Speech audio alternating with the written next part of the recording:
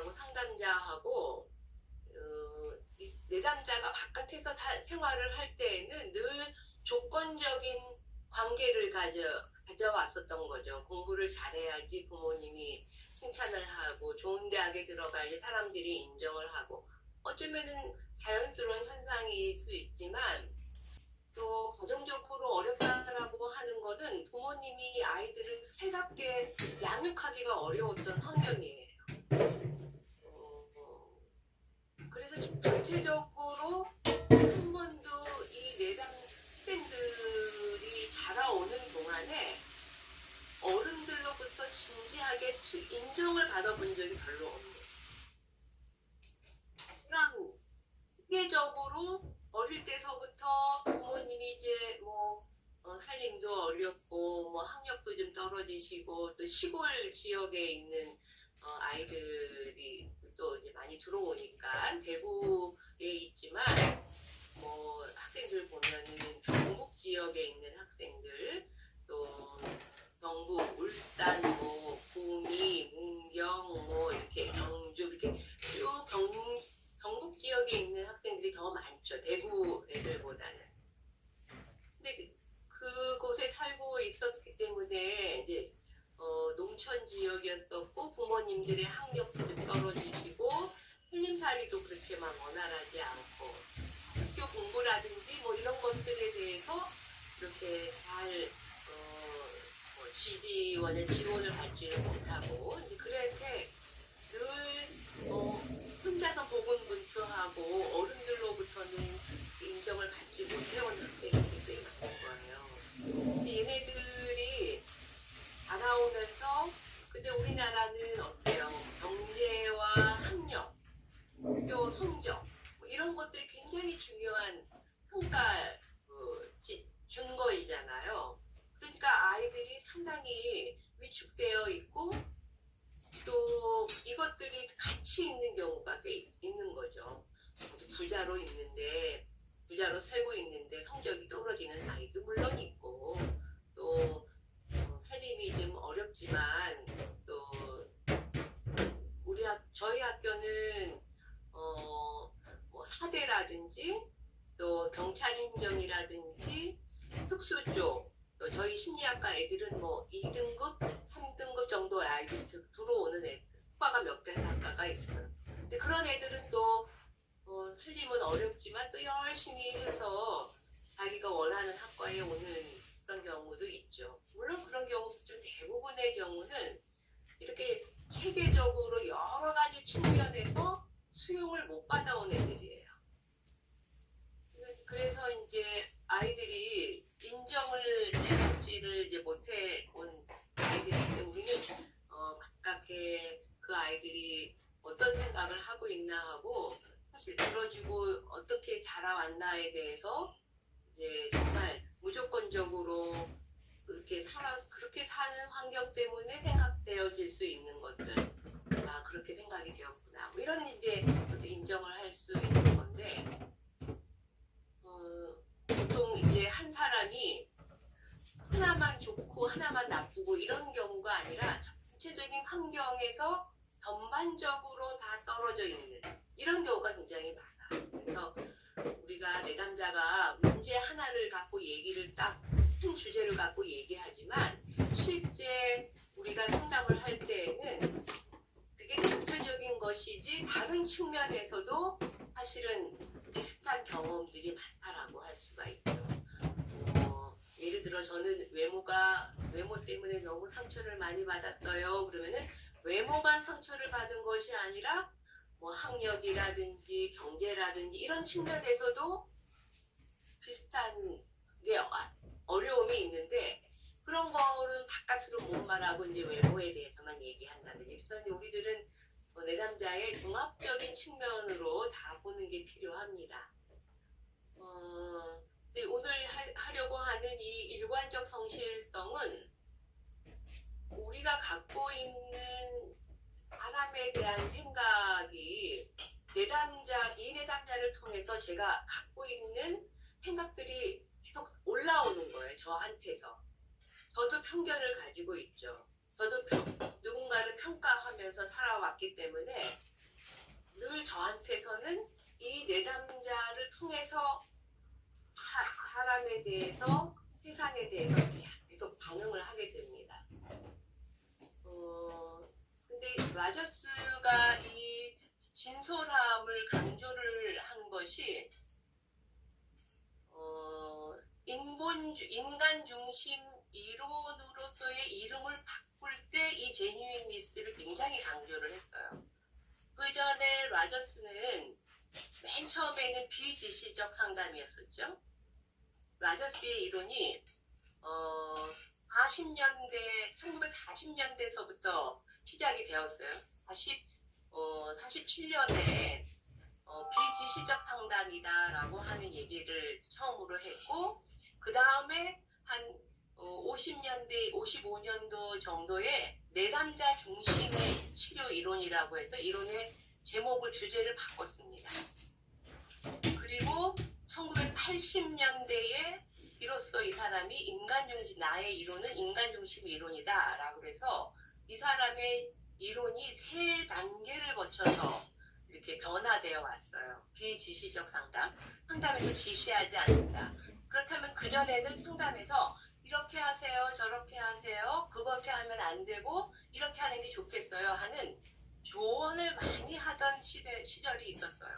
근데 라저스는 조언하지 말아라, 지시하지 말아라. 내담자도 자기를 회복시키고 자기를 성장시킬 수 있는 힘이 있는데 지금 억압되어서 잠재력이 안 나올 뿐이다. 그것을 회복시켜 주어서 스스로 변화할 수 있게 해야 돼. 그래서 비지시적, non-directive counseling 이렇게 얘기를 했었는데, 그 다음에는 지시하지 말라라는 얘기에서 두 번째 단계는 내담자 중심을 해야 된다. 전에는 지시하지 말아라였다면 그거는 뭐예요? 리더가, 카운슬러가 내담자한테 이렇게 하라니까 무게중심이 사실은 카운슬러한테 있었던 거죠. 그러니까 이제 이론을 조금 더 정교화시키면서 클라이언트 센터드, 내담자 중심의 이론이 돼야 된다. 상담자가 중심이 아니고 내담자가 그 상담의 전체를 진행할 수 있게끔 내담자가 더 많은 말을 하고 더 많이 생각하게 해주고, 그러니까 내담자를 계속해서 공감적 이해라든지 수용적 존중이라든지 이렇게 제뉴인하게 하면서 내담자가 자기를 들여다보고 탐색할 수 있게 해줘라. 상담은 내담자가 중심이 되어야 된다 라고 하는 게 이제 55년, 57년에 연구 논문을 발표하면서 이제 그 이후에 우리가 클라이언트 센터드라고 하는 공부를 했죠. 1980년대에 Becoming a Person이라는 책을 쓰면서 비로소 인간 중심 이론이라고 라저스가 얘기를 한 거였어요. 이때 인간 중심 이론은 상담자도 상담 카운슬러가 아니라 한 명의 인간으로서 내담자 한 인간을 만나야 된다 라는 걸 강조를 하죠. 그러니까 상담자도 내담자랑 상담을 하면서 계속해서 자기도 경험을 하는 거예요. 상담 1시간 동안에 나도 한 사람으로서 뭔가 마음에서 계속 뭔가 일어나는 거예요. 생각도 있고 나는 어떻게 생각하나, 제가 저렇게 말하니까 나는 마음이 어떤가, 이런 계속 나한테서도 내면에 계속 뭔가 experience, 경험을 하는 겁니다. 그것을 상담자가 인식하고 그것을 솔직하게 인식하고 자각하는 것을 솔직하게 해야 된다라고 하는 거를 강조를 한 거예요. 그래서 제뉴인리스입니다.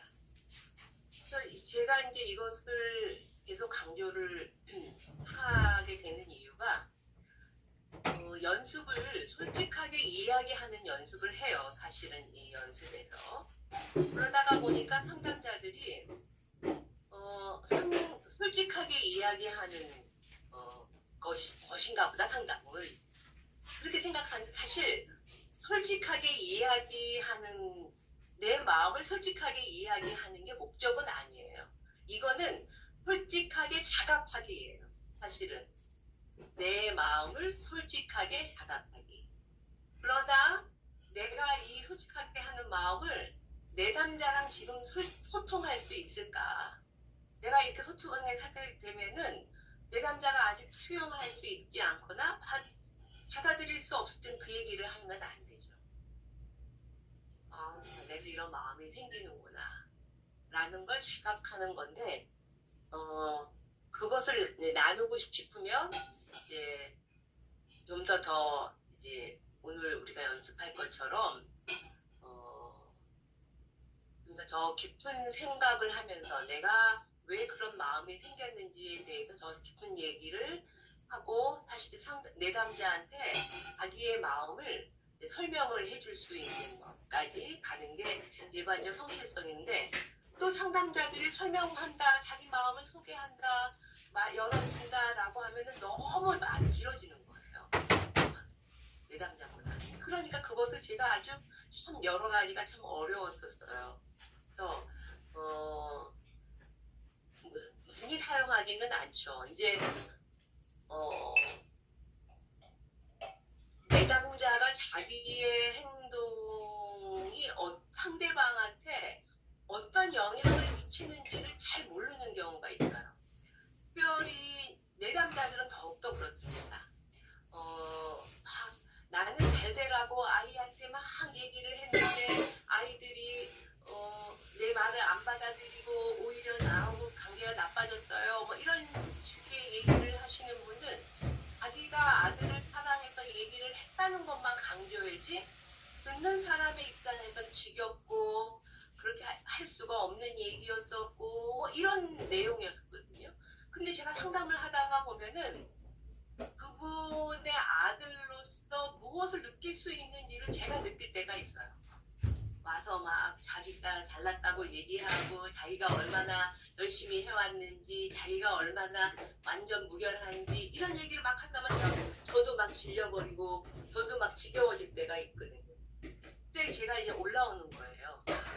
지금 너무 지루하고 너무 지겨워. 근데 이게 왜 그럴까? 이 사람이 똑같은 패턴으로 계속 강조만 하고 다른 사람 마음을 헤아리지 않고 이런 얘기하면 저한테도 그렇게 올라오죠. 그럼 제가 내가 이 사람의 파트너로서 이 사람의 혹은 아들로서 이 여성의 남편으로서 만약에 있었다면은 이런 마음을 느꼈을지도 모르겠다. 그래서 이 사람으로 하여금 상대방의 마음을 한 번쯤은 생각할 수 있도록 할 때 우리가 이 솔직성을 이야기하는 겁니다. 내담자한테 유익하게 하기. 그래서 솔직성을 잘못 가르쳐주면 폭력적이 될 때가 있어요. 제가 그래서 상담에 부모 교육할 때 아이 메시지 쓰라고 PT 이런 데서 아이 메시지 이런 얘기 많이 하거든요. 저는 아이 메시지 못하게 해요. 힘이 기울어져 있는 상태에서는 제가 아이 메시지는 안 되고 굉장히 폭력적이다 이런 말씀을 드린 적이 있었죠. 그래서 이 솔직성은 자신의 마음 상태를 진솔하게 자각한다라고 하는 거예요. 근데 우리 자신도 상담자도 혹은 목사님도 솔직하게 자각하기가 쉽지가 않다는 거죠.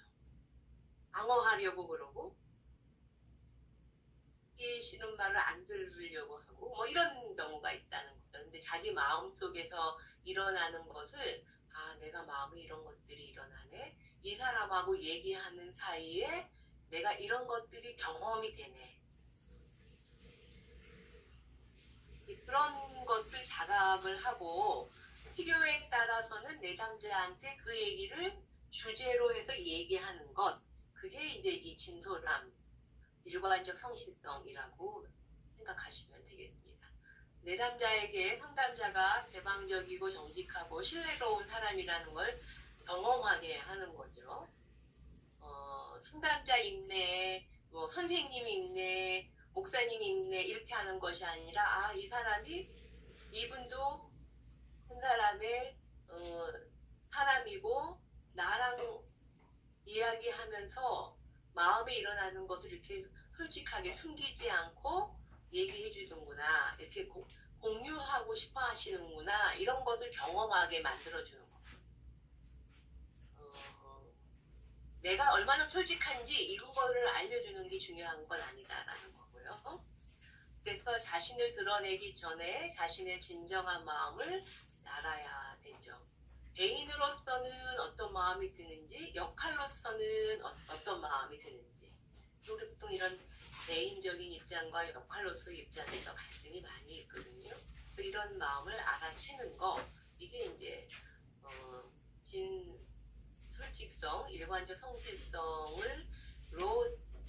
대화를 할 때 먼저 이루어져야 될 조건이라고 할 수가 있죠. 자신의 가치관과 신념이 무엇이고 내담자에게 어떤 영향을 주고 있는지 살피는 게 굉장히 중요하고요. 이런 걸 전달함으로써 이제 신뢰감을 얻을 수 있다. 솔직하게 말하는 것만은 아니다. 서로 신뢰를 쌓기 위해서 할 때가 있죠. 근데 예를 들어서 제가 솔직하게 진솔함을 얘기를 딱 했는데 내담자가 또 발끈할 때가 있고 수용하기 어렵게 반응을 할 때가 있어요. 그러면 이제 상담자가 당황하는 게 아니라 그것 자체를 주제로 해서 상담을 합니다. 저는 이제 예를 들어서 엄마가 이제 뭐 아들한테 뭐 여러 가지 내가 안 해본 것이 없고 막 이제 자기의 입장을 막 얘기를 하죠. 그렇게 얘기하시는 분은 자기 입장을 주장하기 때문에 다른 사람의 얘기를 들으려고 하지 않고 계속 자기가 이제 화제의 중심이 될 때가 있죠. 그러면 내가 뛰어들어가기 어렵고 또 지겨워지고 뭐 이럴 때가 있어요.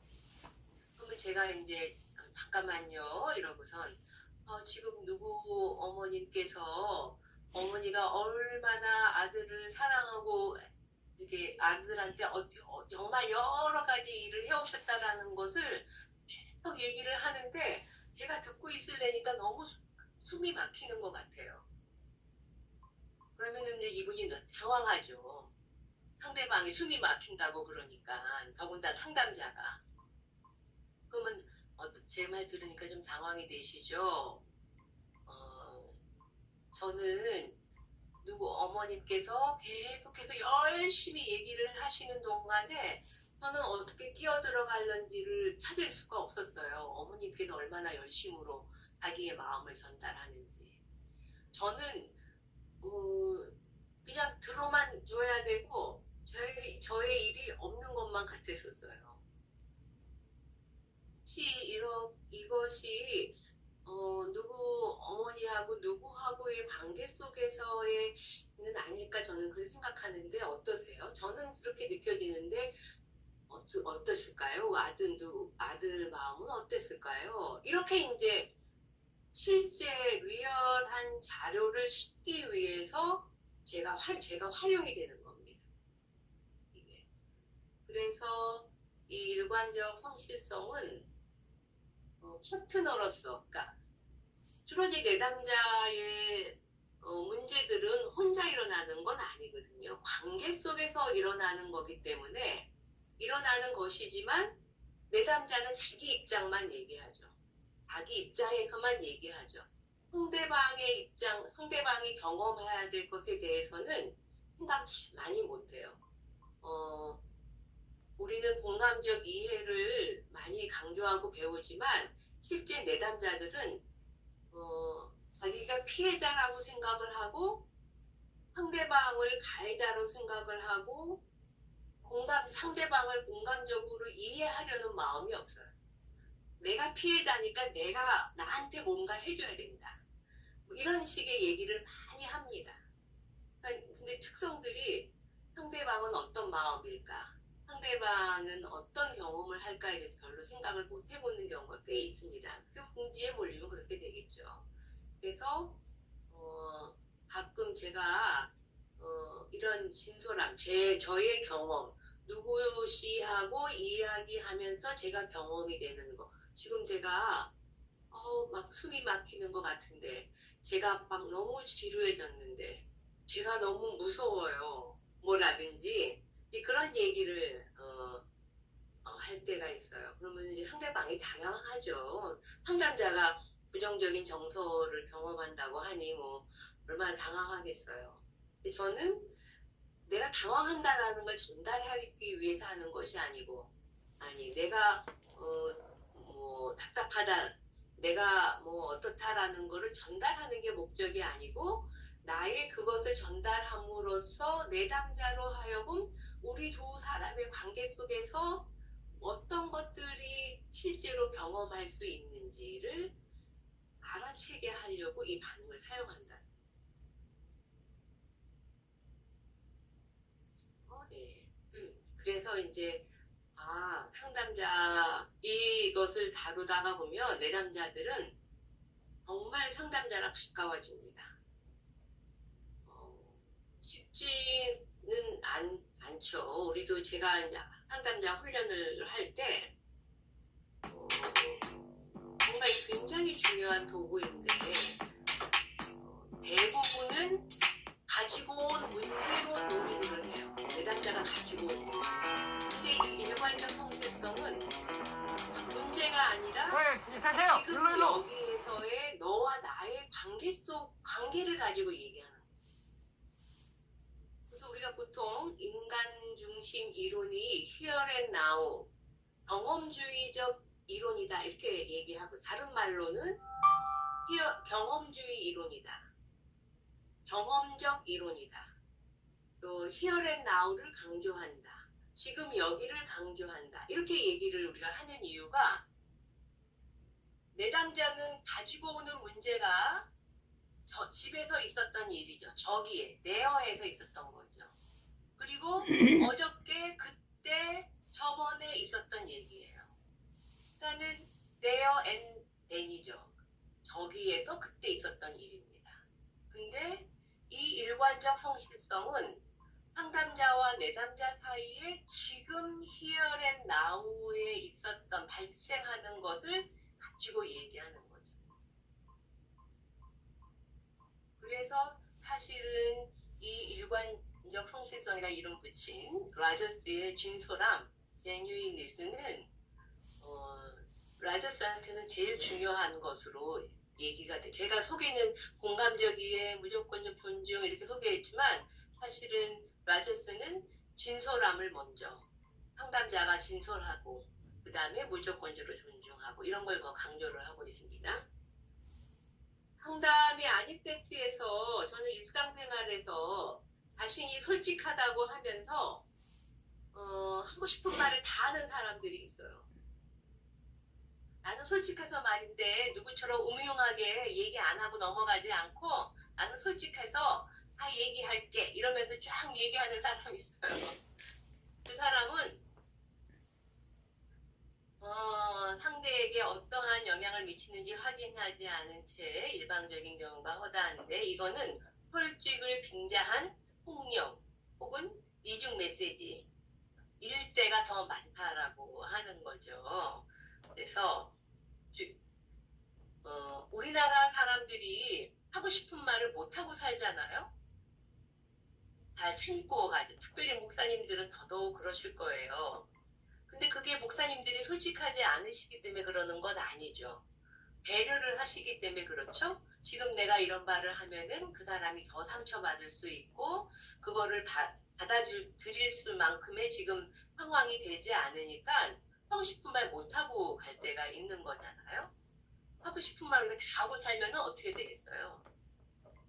근데 우리 주변에 보면은 솔직하다는 것을 빙자해서 하고 싶은 말 다 쏟아놓고 뱉어놓고 하는 사람들이 있어요. 그 사람한테 뭐라고 하려면, 난 솔직해서 그래, 마음에 못 가둬도 난 뒤끝은 없어 뭐 이러면서 다 뒤끝은 없다고 그러면서 자기 하고 싶은 말 다 쏟아놓죠.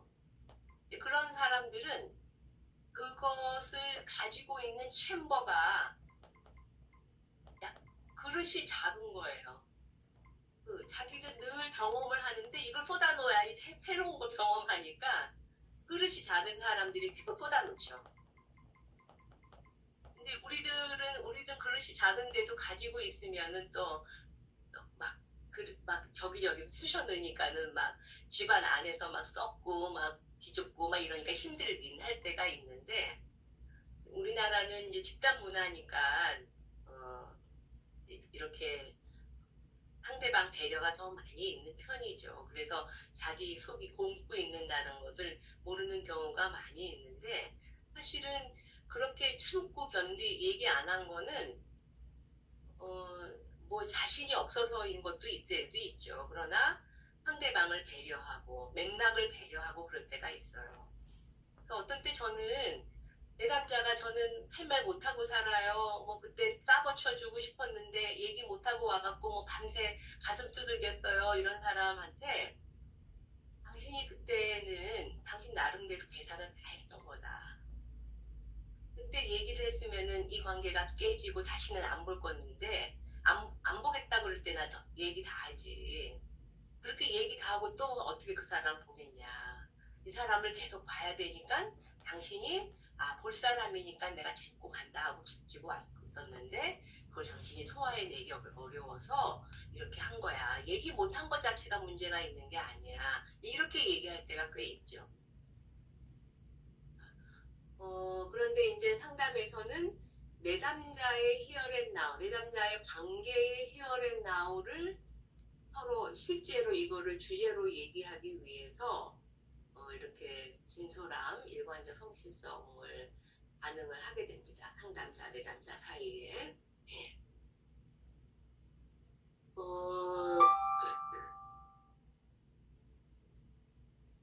1, 2, 3, 4, 5에서 근데 저는 여기 성실성에서는 3수준부터 이제 뭐 1, 2야 잘못된 거니까 3수준은 대인관계 기능을 촉진하는 기초 수준이고요.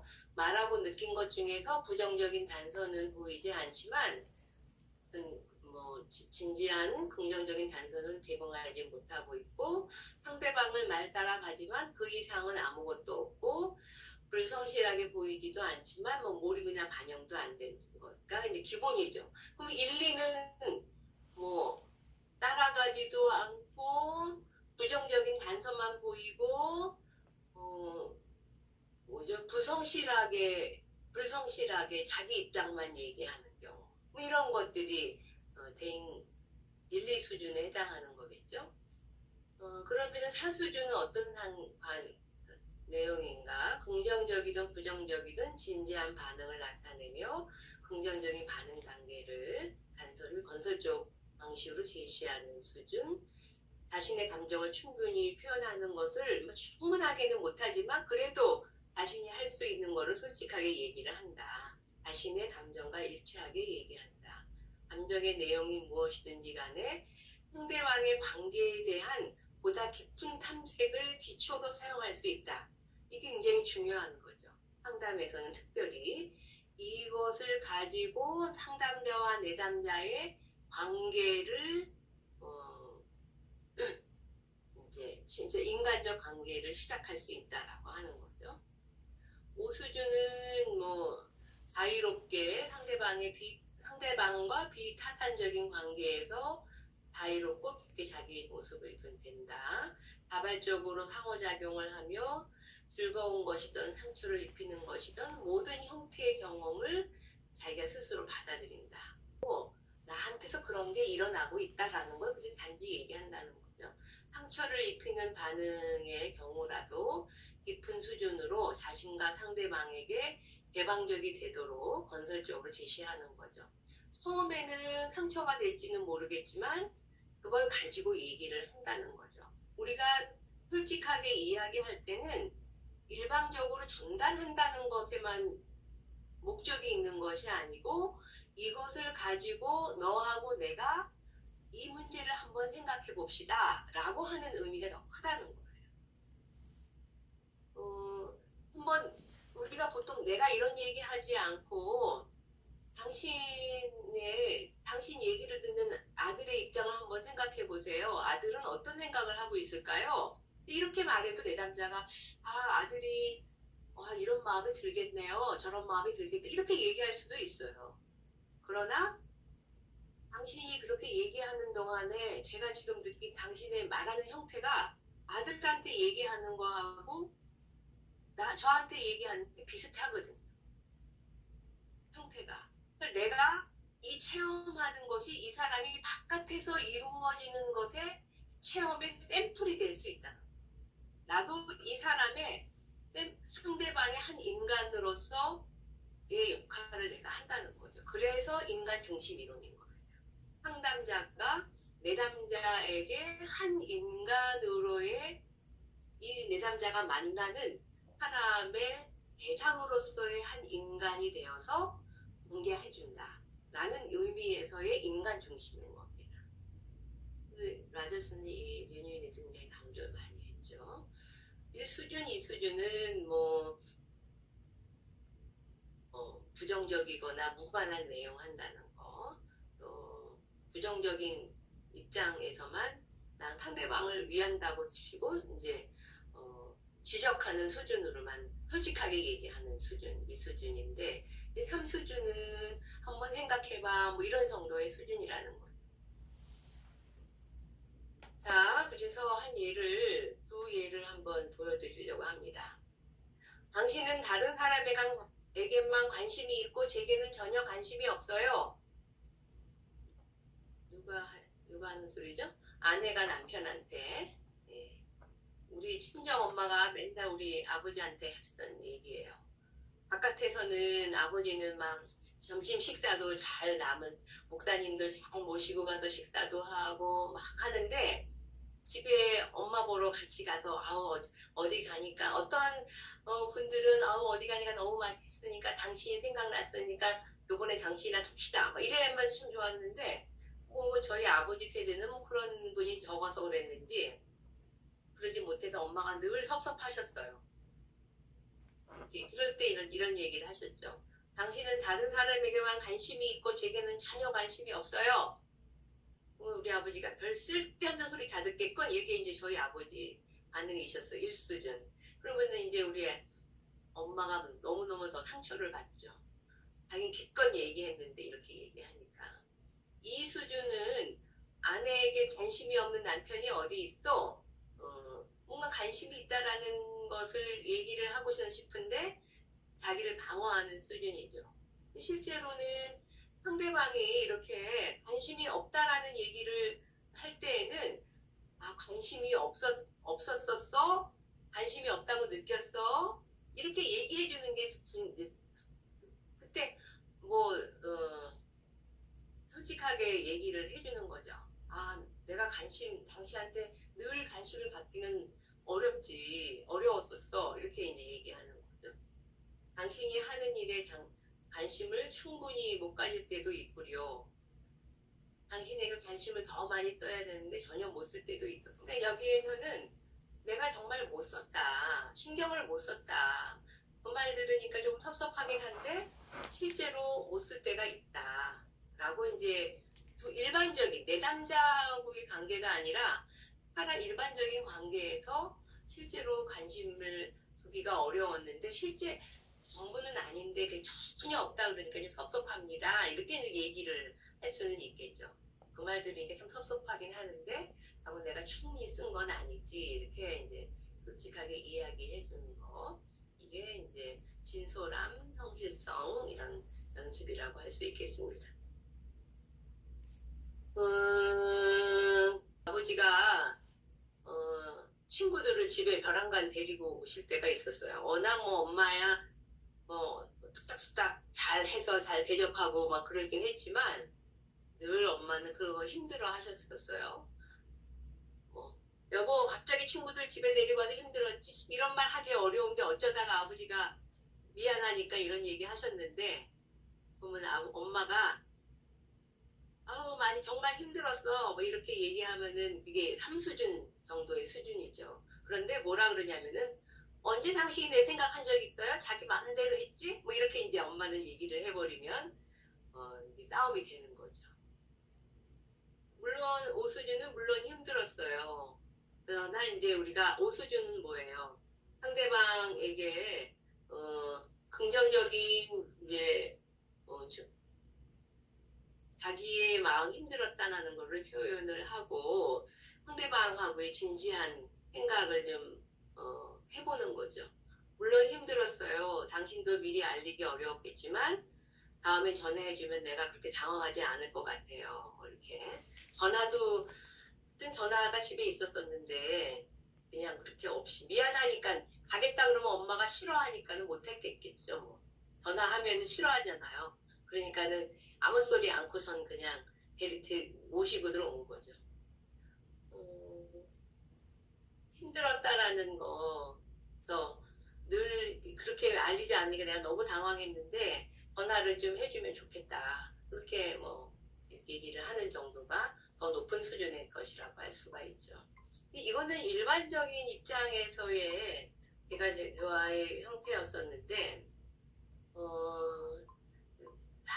보통 이제 사례에서도 금방 말씀드렸던 것처럼 내담자가 자기 입장만 생각하고 피해자로서의 입장 그러면은 그 상대방이 경험하는 것들에 대해서 우리가 나를 통해서 그런 것들을 리얼하게 경험을 해볼 수 있다는 거죠.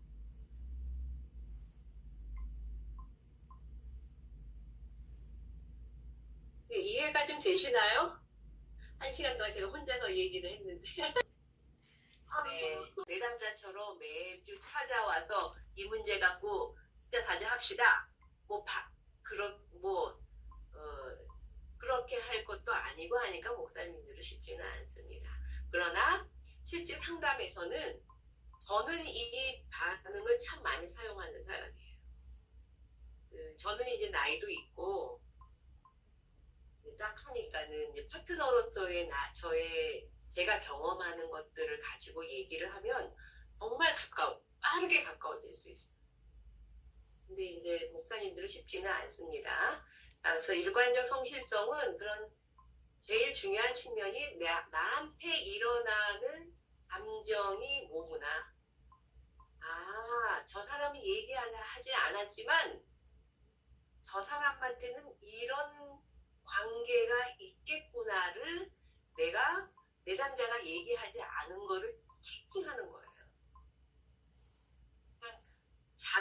저 자신에 대한 자각이 굉장히 중요하죠. 그래서 아마 우리 한 교수님이 감수성 훈련과 의사소통 뭐 이렇게 제목을 잡으신 게 그 감수성 훈련이 바로 이겁니다. 내가 나에 대해서 알아챈다. 지금 나한테서 뭐가 일어나는 것들. 아마 아까 10기나 11기, 12기 이런 데서는 집단 상담 하셨을 때 지금 뭐를 경험하세요? 뭐가 느껴지세요? 어떤 마음이 드세요? 이런 거를 아마 상담에서 많이 하셨을 텐데 내담자랑 얘기를 하다가 보면 끊임없이 저한테서는 반응이 나오게 돼 있어요. 저도 한 사람의 유기체리. 이 감정은 제가 가지고 있는 성격 때문에 저의 문제 때문에 생기는 것일 수도 있고 지금 이 사람하고 이야기하면서 올라오는 것들이에요. 그래서 많은 상담자들이 그러죠. 잔잔하게 자기한테 올라오는 느낌, 정서, 생각 이런 것들을 계속 지각을 하는 거예요. 그러니까는 상담하면서 내담자하고는 얘기해야 되고 자기는 속에서부터 계속 그런 거를 체킹해 나가야 되고 그래서 이런 이중 작업을 계속 하는 겁니다. 들으면서 나한테 올라오고 들으면서 나한테 올라오고 내가 인간 대 인간으로서 경험하는 이분은 내담자는 자기와 남편, 자기와 친구에 대한 얘기를 하지만 주로 자기의 입장에서 주로 사건 중심으로 얘기를 하는데 그 사건에서의 저는 리얼한 파트너로서 그 사람하고 친구하고 이루어지고 있는 그것이 여기서 나타난다는 거예요. 현장에서. 그 현장에서의 걸 가지고 이야기를 하면 친구 얘기하는 게 아니죠. 나하고 얘기하는 거죠. 인간관계를. 사람에 대한 생각을. 그래서 인간 중심 이론이라는 것이고 경험주의 이론이라고 그렇게 얘기하는 거고 실존주의적 입장에 근거해 있다 이렇게 얘기를 하는 겁니다. 특별히 가족 상담 또 여러분 목사님들을 가족 상담 강의도 이제 들으실 때가 있으실 텐데 그 세티어 제가 의사소통의 어떤 뭐 유형에 대한 얘기를 소개했었을 때 세티어 얘기를 했는데 세티어는 경험적 가족 치료예요. 경험적 가족 치료. 이름 자체가. 그래서 상담실에 왔을 때 이 가족이 이야기하면서 무엇을 경험하는지를 그 자리에서 하는 것 같고 치료해 나가는 거거든요. 그래서 바깥에 얘기 안 듣습니다. 지금 여기에서 경험합니다. 바깥에서 뭐 남편이 이랬고 아들이 이랬고 아내가 이렇게 했고 집에서 어저께 이랬고 그저께 어떻게 했고 이가 아니라 여기에서 이야기하면서 경험되는 것을 얘기하는 거. 그게 경험적 가족 치료예요. 근데 이제 그렇게 됐을 때 또 이런 얘기를 하죠. 아버지가 안 오고 엄마하고 아들하고 딸 셋만 오고 아버지는 안 왔는데 사실은 이 아버지가 문제인데 그래도 가족 치료 하나요? 이렇게 질문하시는 분들이 있죠. 그거는 한국만 안 오는 게 아니라 미국은 더 안 온대요. 그런데 아들한테 이러죠. 만약에 아버지가 지금 여기에 앉아 계시다면은 지금 뭐라고 그러실까? 이제 얘가 이제 이 아들 속에 자리 잡혀져 있는 아버지 모습을 초대하는 거죠.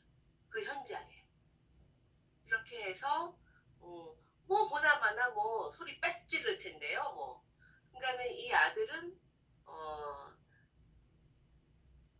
매개화되어 있는 거죠. 아버지의 모습이. 그러니까 아버지는 없지만 아버지가 그런 사람으로서 얘는 늘 체험이 되는 거죠. 체험되고 있는. 이제 그런 것들을 하면서 하기 때문에 우리가 뭐 경험적 가족 치료, 그다음에 인간 중심은 다 경험성을 현재 here and now의 경험성을 강조를 합니다. 그런 면에서 진솔함, 또 저는 일관적 성실성, 자기한테 성실하다는 거예요. 상담자 자신한테 성실하다. 그걸 계속 강조를 합니다.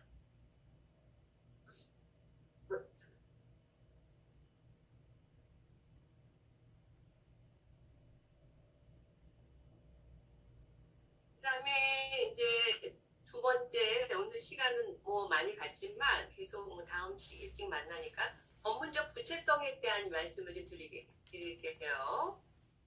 전문적 구체성은 라저스한테서는 세 가지밖에 없죠. 공감적 이해, unconditioned positive regard, genuineness.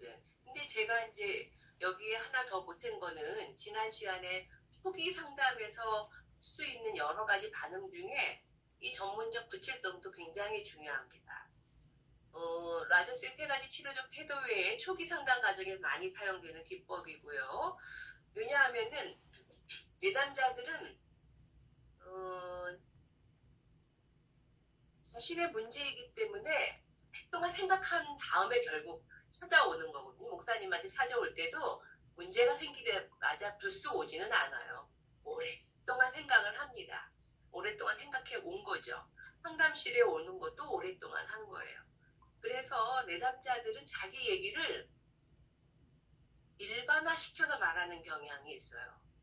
그러니까 일반화시킨다라고 하는 건 언제나 항상 모든 것이 이렇게 말하는 경향이 있어요.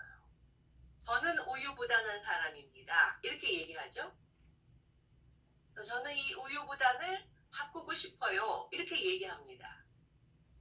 근데 이 사람이 365일 24시간 우유부단하고 모든 일이 우유부단한 건 아니죠.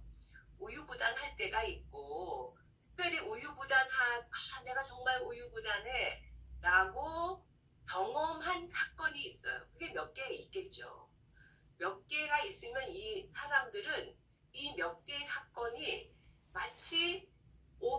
것처럼 늘 자기가 같이 붙어있는 사건이라고 생각하는 거예요, 사람들은.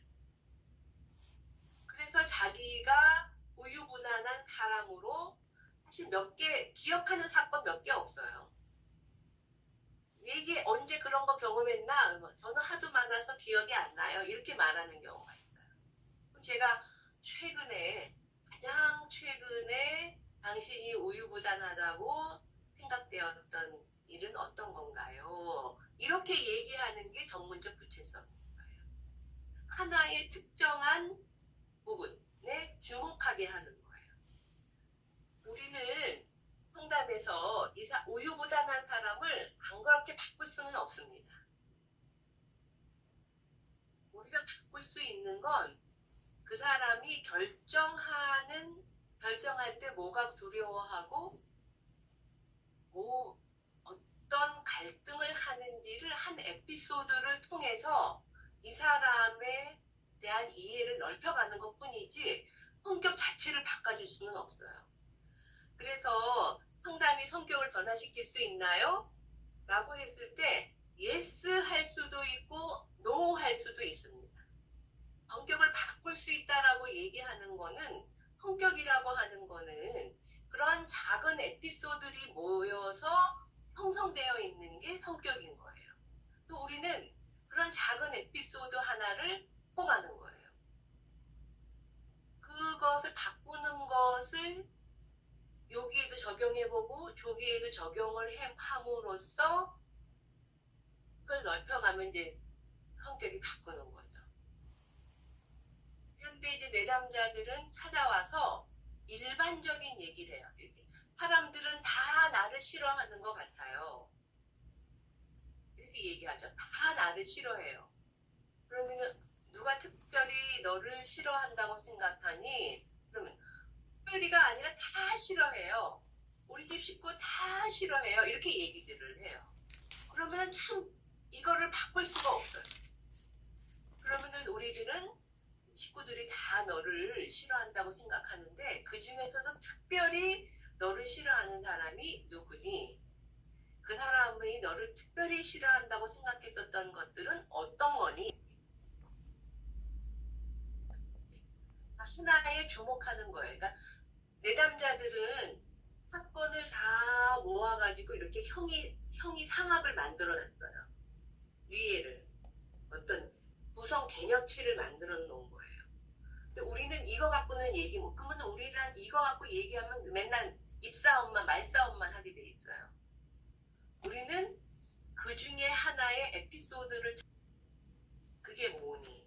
근데 그곳에 거기에서 얘기를 탐색을 하다가 보면은 시간도 들어가 있고 이 사람 삶의 배경도 있고 원하는 것도 있고 상대방이 원하는 것도 다 얘기가 나오면서 실제로 싫어한다고 느꼈었던 거는 뭐 부모님의 기대에 못 미치는 것이 몇 번 있어서 자기가 오히려 싫어한다는 느낌을 갖는가 보다. 이런 것들을 우리가 확인할 수 있는 것이지, 왜 싫어해? 어떻게 싫어해? 이렇게 해나갔다가는 상담해내기가 어렵죠. 저는 열등감이 심해요. 이렇게 또 내담자는 얘기합니다. 근데 정말 일어나요? 심하죠. 근데 열등감이 강한 게 우리한테 열등감이 강하면 다 열등한가요? 안 그렇죠? 어떤 사람은 외모가 특별히 열등감을 느끼게 하고 어떤 사람은 학력이 열등감을 느끼게 하고 어떤 사람은 말하는 걸 열등감을 느끼게 하고 어떤 사람, 이게 열등감은 어떤 에피소드가 한 가지 부분이 있는 거예요. 그러면 그 부분을 찾아서 구체적으로 변화시킬 수 있을 뿐이죠. 왜냐하면 상담은 마냥 하는 게 아니에요. 제한된 시간 안에 그것도 하나로 들어가는 거예요. 그래서 열등감, 특별히 네가 이런 경우에 특별히 네가 열등감이 심하다고 생각하는 부분은 어떤 거니? 어떤 영역에서 특별히 열등감을 경험하니? 언제 최근에 열등감을 나는 정말 부족해, 나는 정말 너무 부끄러워서 어디 숨고 싶어, 이런 거를 경험했었던 데가 언제니? 어떤 일이었어? 그러면은 사실 내담자들이 못 찾아요. 잘 못 찾아요. 그렇게 자기를 괴롭히는데. 그러면 생각해봐라. 혹시 어저께 일 중에서도 그렇게 너가 부끄럽다, 너무 수치스럽다, 어저께도 그렇게 느꼈던 적이 있니? 어저께 없었으면은 요 최근에 일주일 안에는 없었니? 뭐 이런 것들을 이렇게 찾아 맞추는 거죠. 제대로 되는 일이 하나도 없어요.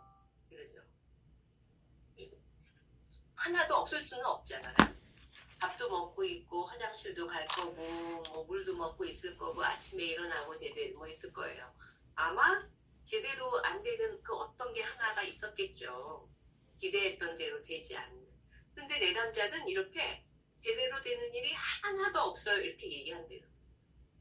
저는 다 열등해요. 모든 사람이 다 나를 싫어해요. 저는 늘 우유부단해요. 이렇게 내담자들은 일반화시키는 경향이 있다는 거. 그거를 상담자는 하나의 삶에서의 에피소드를 찾아서 그것이 이 사람이 실제로 어떻게 경험하고 있는지를 탐색해내는 과정이 초기에 해야 될 일이기 때문에 구체성 연습이 굉장히 중요합니다. 일반화되어 있는 내용을 자신에게 또 자신에게 최근에 구체적으로 명세화해가는 과정입니다. 가장 최근에 있었던 것들 중에 하나만 얘기해 보실까요? 라든지 또 내담자들은 사람들은 정말 믿을 만한 존재가 못 되는 것 같아요. TV에서 그러는데 사람들은 다 그렇대요. 책에서 그러는데 그렇대요. 우리 부모님은 이러는데 우리 부모님은 대학을 제대로 못 가면 인간도 아니래요. 이렇게 또 얘기를 해요. 그러면 이제 저는 그러죠. 너도 그렇게 생각하니? 누구 씨는 어떻게 생각하세요? 대학 못 가면은 정말 인간도 아닌가요? 다시 잘못 태어난 건가요? 뭐 이렇게 자신에게 최근에 구체적으로 초점이 자기에게 최근에 실제적으로 있었던 일에 초점 맞추는 것, 그것이 전문적 구체성입니다. 자, 보기 하나 볼게요. 담임 선생님이 절 싫어하시는 것 같아요. 다른 애들은 잘해주고 저에게는 관심이 없어요. 이거는 사람이란 누구나 제가 이제 1수준, 3수준, 5수준 이렇게 만들어 온 거예요. 사람이란 누구나 좋아할 때도 있고 싫어할 때도 있는 법이야 하고 이렇게 정말 물타버리잖아요. 이거는 낮은 수준의 구체성이죠. 선생님이 너에게 어떻게 하셨길래 그런 생각이 들었니가 기본적인 생각이죠. 그러니까 이때 질문은 탐색 질문이라고 얘기합니다. 탐색하기 위해서 어떻게 하셨길래 그런 생각이 들었지? 뭐라든지. 그러면은 이런 경우에 내담자들이 어떻게 하셨냐? 그러면은 늘 편파적으로 해요. 이렇게 이런 얘기를 하는데 또 오면 다시 그렇게 선생님이 너만 안 하고 다른 애들 했었던 그런 일은 언제니? 그 얘기를 언제 무슨 일이 뭐에 대한 거였었는데 그래서 또 들어와야만 돼요. 그러니까 내담자들이 이렇게 에피소드 하나를 들고 오기가 어려우니까 커다랗게 일반화되어 있는 데에서 작은 사건 하나로 구체적인 일로 들어와줘야지 실제 내담자를 이해할 수 있다라는 거죠. 선생님이 너하고 다른 애들을 어떻게 다르게 대하셨는지 예를 들어 얘기해 줄래? 이렇게. 그래서 우리 보통은 예를 하나 들어주시겠어요? 최근에 있었던 예를 하나 들어보시겠어요? 이렇게 이제 얘기를 하죠. 이 경우에는 내담자가 일반적으로 담임이 자기를 싫어한다는 건데 어디까지 갔냐 하면은 어떻게 다르게 대하는지 다른 애들하고 다른 애들을 잘해주고 나는 관심이 없다는 거는 어떤 걸로 알 수 있니? 이렇게 이제 하나의 일로 들어와 주는 것이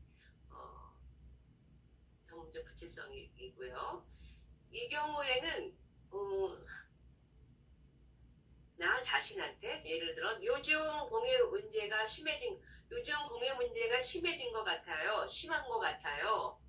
경제가 발전하면 의뢰 공해가 있는 법이지. 이건 정말 물타버렸죠. 너도 공해 문제에 관심이 있구나. 공해 문제에. 근데 더 높은 수준은 특별히 내가 관심을 가지고 있는 공해 문제는 어떤 거니? 공해 문제는 뭐 물건 플라스틱도 있고 나쁜 공기도 있고 뭐 여러 가지가 많잖아요.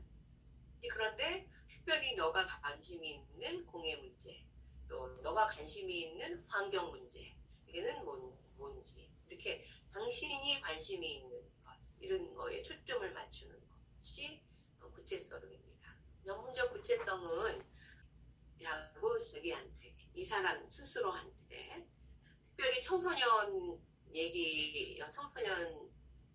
청소년뿐만이 아니라 많은 경우에 내담자들은 마치 자기가 생각하고 있고 자기가 어려움을 당하는 이것이 사회적 통념이기 때문에 어쩔 수가 없다. 근데 이렇게 생각을 해요. 자기에 대한 구체적인 생각을 이렇게 깊이 해본 적이 없습니다. 너는 어떻게 생각하는데? 해서 이 사람 자신에 대한 생각들을 생각하게 해주는 것, 생각하도록 안내하는 것, 이것이 이제 전문적 구체성 연습이라고 할 수 있습니다. 앞에 세 가지는 상담자와 내담자의 관계를 형성하기 위해서 나 자신이 나한테 솔직하고 상대방을 존중해주고 공감해주고 하는 태도와 관련된 기법이었었고 지금 이 질문은 초기에 내담자가 자기의 문제를 탐색해 볼 수 있도록 안내해주는 반응이라고 할 수 있죠. 그래서 제가 초기 상담에 많이 사용하는 반응으로서 이 네 가지를 소개를 해드린 거고요.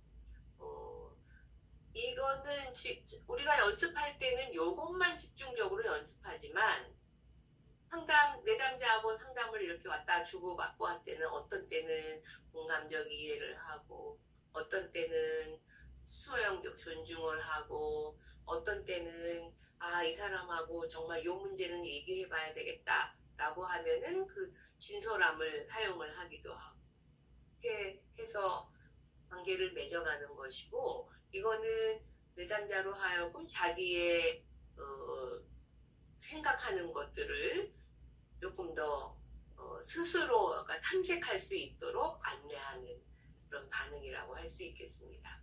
우리 그 책에 보면은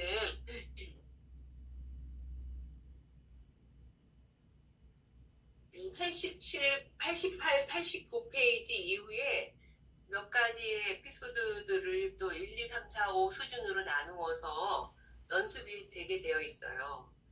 그것을 한번 해보시면 좋을 것 같습니다. 제가 그 다음 페이지는 이렇게 성도들이 일반화해서 이야기했던 에피소드를 찾아 이야기해보세요 라고 하는 거였었는데 한번 이제 오늘 성도들이 일반화해서 사람들이 요즘에 이러는 것 같아요.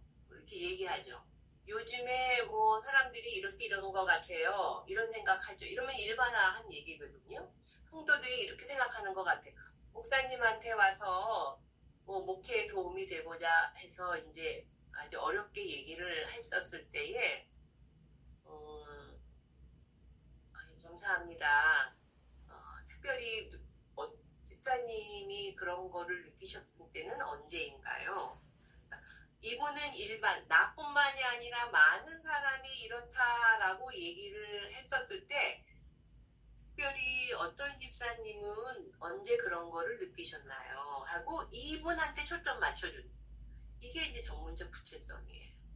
또 이분한테 초점을 맞췄을 때에 일반적인 목회나 나에 대한 목사님에 대한 얘기를 일반적인 얘기를 한다면 특별히 언제 제가 어떤 얘기할 때, 어떤 설교할 때, 어떻게 신방할 때 그런 느낌이 드셨나요? 이렇게 해서 그래야지 내가 맥락도 파악이 되고 그래서 정말 바꿀 수 있는 핵심을 찾아갈 수 있는데 일반적인 얘기를 해버리면 바꿀 수가 없어요. 그래서 그런 거를 위해서 그리고 우리는 전체는 못 바꾸죠. 이 사람의 일부를 변화시켜서 그것이 전이 학습이 되도록 하는 게 상담이죠.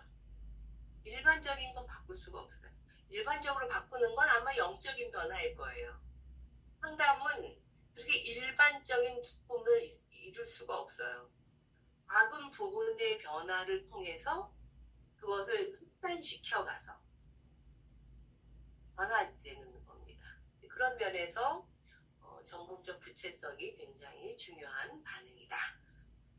이게 이제 대부분 질문으로 구성이 되기 때문에 다음 주에 제가 마지막 시간으로 3시간 동안 하려고 하는 것이 전문적 이제 이런 구체성이 질문하기를 어떻게 할 것이냐. 주로 질문하기로 이루어지거든요. 그러니까 질문을 어떻게 할 것인지 또 중기 이후에 하야 도전하고 뭐